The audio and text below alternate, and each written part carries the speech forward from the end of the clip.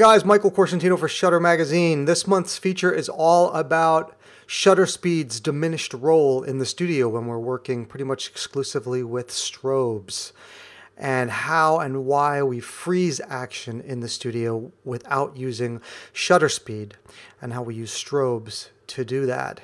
The images featured in this month's article are part of my ongoing promotional work with Orlando-based rock band Blaine the Mono. So before we jump into the more technical side of things, I want to talk a little bit about the concept behind this shoot and why I think, in my humble estimation, pre-visualization is such an important part of the process. I know it is, at least for me, and I would say that it's a beneficial thing for you guys to start to do, and what I mean by pre-visualization is to have a concept, have an idea of what kind of finished product you're looking for from your shoot, be it the styling, the lighting, what you're trying to say with the images, and so on. So I've done, as you guys have seen, a bunch of work with this band, and it's been good, but things evolve and always hopefully get better.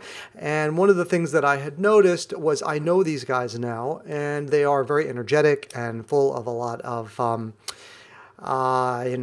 life and fun, and their singing, the style of their music is very hard and edgy, and they bring a lot to the table. And I just didn't feel that I had really captured their essence, which is really my ultimate goal when I'm making a portrait or an image of a person. And these are kind of promotional; they're not so much portraits, but they're more promotional images. But I really wanted something that conveyed their energy as a band, their personality as individuals, and that kind of vibrant, high energy, vibe that makes them up as a band and as individuals. So I thought about, well, what's the best way that I can achieve this? And so I thought something involving motion would be good. Something where they're running and jumping and punching and kicking and doing all sorts of things that really would convey a lot of motion and attitude. And that's really what this concept was all about. And I knew that by working in the studio, I could really isolate them, and I could really freeze the action by using flashes and really help to sort of bring home that concept and really accentuate all of those things that I've just been talking about. So that is really the idea. And I know that with my lighting, I wanted something, again, to go toward that whole concept. I wanted something that was very graphic and very edgy, and I knew that I'd be going in black and white, and that for that graphic style, that having a very graphic black and white would really work well to that end. That I'd be working with a very specular light source so that I have a lot of contrast. Again, really, doing everything that I could to get to that kind of graphic, harder quality of light, so that the overall, everything needs to support the overall goal of the image. And hopefully, I feel that this was a home run. I'm very happy with the outcome, but I would not have gotten there had I not had some sort of a roadmap conceptually of where I wanted to go. So that's where the pre-visualization really comes into play. Okay. So here we have a couple of the finals all composited together. These guys were photographed individually, but right now we're seeing them composited together. I think they work really nicely as a composite. All right, so let's turn this off. Let's talk a little bit about the lighting. We'll start off there. So here we have the lighting diagram. And so we've got two lighting zones going on here. We've got our background lights, which are Profoto D1 500 watt second heads, and those are stacked, two on each side, one on top of the other, and they are just giving us some nice background light, a nice even background light here and here.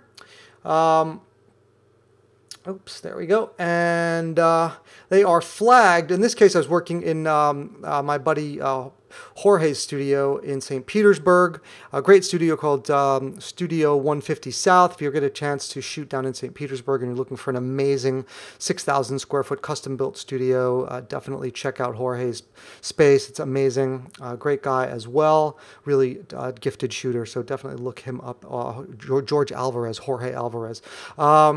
And he's got this really neat custom curtain system that he has built that allows you to flag the light. So I've just indicated those as V-flats here, but it's really a curtain system. But it does the same thing. It just blocks the light so that we don't end up with spill from our background light onto our subject, because again, I wanted that kind of very mottled lighting. That's why I'm using black here, and that is going to subtract light on this side of the subject, as you'll see in the finals, as you did see in the finals. Then our key light is here, and that is a ProPhoto 2400 watts second 8A pack. I need a lot of power. This was set back. This is kind of a condensed or compressed sort of diagram. The diagram software doesn't allow you enough space. This is a really large shooting space. So having the power was really important. And then I worked with these two 3x4 softboxes, again, stacked one on top of the other to create a column of light. My subjects were vertically oriented, shooting one person at a time. So I wanted that kind of column of light. Something a little bigger and broader than I could get with a strip light, more powerful. So I had two heads coming out of that 2400 watt second pack, and the softboxes were undiffused. They were open, so you could see the light inside, and they were sending their light out toward this side of the subject right there, and then this side was kind of falling into shadow. Also, from our background, because of the way that the V-flats were oriented, we got a little bit of a kind of shadow across here. You're not going to see that in the finals. I ended up retouching them out because I just didn't like the way that things were looking, and I ended up, kind of compositing images together. So it was a quick fix. I ended up just going with the shadow cast by the legs if they were on the ground, and if they were airborne, then I just retouched that out. So let's talk a little bit of the metering. Everything was metered with a Sekonic L758 meter. My key was at f11, so I metered my background one stop above at f16. And using Capture One Pro, I was able to go in on set and take a look at what the values were, my highlight values on this background. And I just took multiple meter readings all across the background and was looking for about 250 to 255 for the value, for the brightness value.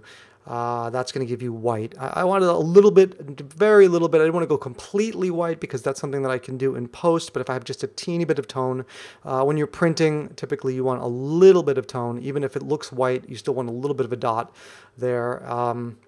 And I was using Pocket Wizard Plus 3s in order to trigger everything wirelessly from my meter, and the air controller to trigger the flashes when I was on camera. I shot these all with Phase 1 IQ 250. I recently switched, as many of you know, to medium format, and absolutely loving this system. The detail and tonal range, and 14 stops of tonal range, and 16-bit files are just absolutely off the hook, ridiculously incredible. So if you get a chance to work with the medium format system, definitely jump out at it. There are a lot of reasonable price points at this point to get into, so don't think that it's completely beyond your means, but definitely worth demoing or taking a look at. Okay, moving on. I wanted to talk a little bit about the let's talk about how shutter speed and flash work in the studio. Okay, so I've got this black slide here because it really represents what's happening in the studio absent any light. So if we've got no light or just overhead light, and you'll see at the end of this, there's just two segments I forgot to mention at the start. We've got a behind the scenes video for you guys as well. Big shout out to Lenny and Melissa Voltero for coming up with a really amazing behind the scenes video. So stick around for that at the end. And in that, you'll see that we have light in the studio. There's no window light, but it's ambient light, overhead light. But because we're shooting in the studio, typically we're shooting at a lower ISO 100. In this case, I'm at f11 and I'm at 1/500th of a second. So even with that existing ambient light, if I were to capture a frame, make an exposure, I would have black. Okay, so that's what this slide is really about. It's showing at these settings, I would have black. So absent a pop of light, a flash, the camera isn't going to see anything. So if we have our subject running around the camera's not going to see anything. No matter how many times I'm clicking it, it doesn't matter. Even though there's light, even though the human eye, I can see him running or her running, nothing's going to be captured, okay? So in the article, I use the example of a disco and a strobe light flashing. That's for freezing motion. That's just because it happens so quickly. So let's take a look at that and what I mean by that. So here we've got our black space, our dark space, and again, this is for the camera. I can clearly I can see the subject, but the camera can't because of our settings. And the only way that the camera can see our subject running is with the pop of a flash. So if our subject is running and we pop the flash, this is what the camera sees. Just like that.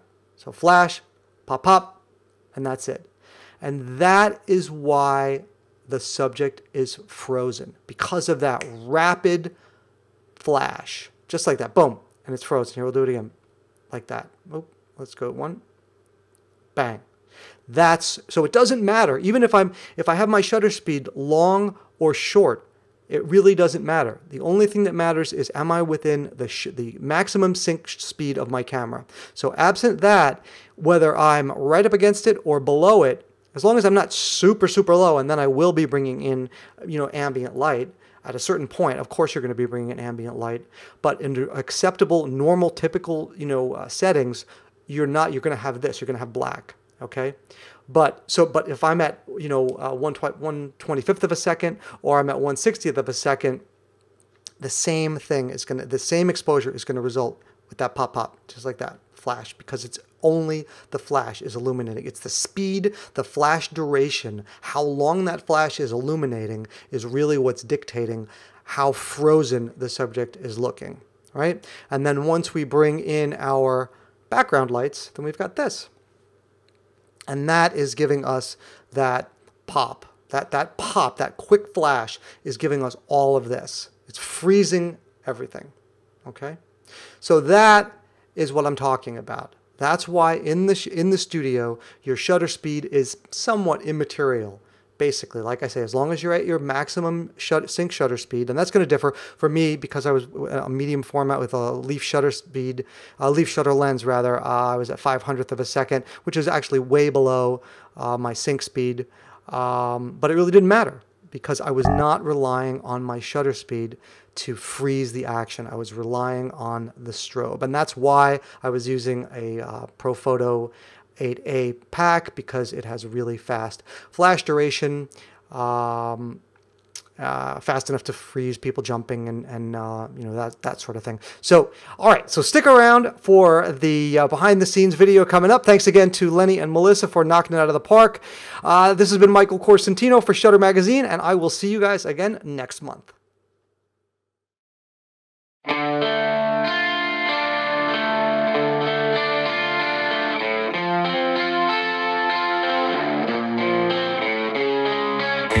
There's no hunger without those things you crave. It's not just another day. There's no hunger without those things you crave. It's not just another day. I concentrate on breathing, but nevertheless, if I'm the one worth leaving, why are you undressed? I'll raise this glass to your memory, 'cause you're the best. Well, here's a toast to what's left of me.